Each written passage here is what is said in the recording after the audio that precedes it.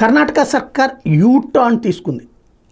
ఏదైతే ముందు చెప్పినటువంటి కాన్సెప్ట్ నిన్న 70 ఇది ఒక అక్కడ ఏ కంపెనీ పెట్టినా ఏ ప్రైవేట్ సంస్థ పెట్టినా సరే మేనేజ్మెంటల్ కేటగిరీలో 50%, బి కేటగిరీలో 75%, సి డి కేటగిరీలో ఉన్న ఉద్యోగాల్లో 100కి 100% కర్ణాటక వాళ్ళకి ఇవ్వాలంటాం. దాని మీద పెద్ద ఎత్తున దేశవ్యాప్తంగా అటు పారిశ్రామికవేత్తలు, వాణిజ్యవేత్తలు, సాఫ్ట్వేర్ కంపెనీలు, అలాగే అసోచామ్లు, నాచామ్లు ఇట్లాంటివన్నీ వరుసబెట్టి స్పందించేటప్పటికి ఒక్కసారి కంగారు పడ్డటువంటి గవర్నమెంట్ అర్జెంటుగా దాన్ని విత్డ్రా చేసుకుంటున్నట్టు ప్రకటించింది. ఎబేయన్స్లో పెట్టింది, విత్డ్రాగా ఎబేయన్స్లో పెట్టింది. మరింత ఈ బిల్లులో ఏర్పాట్లు చేస్తాం అన్నటువంటి పేరుతో ఎబేయన్స్లో పెట్టింది.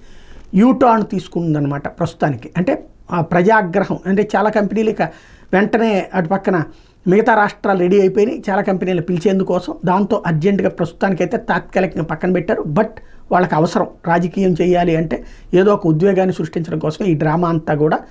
అది లేకపోతే వాళ్ళు బతకలేరు.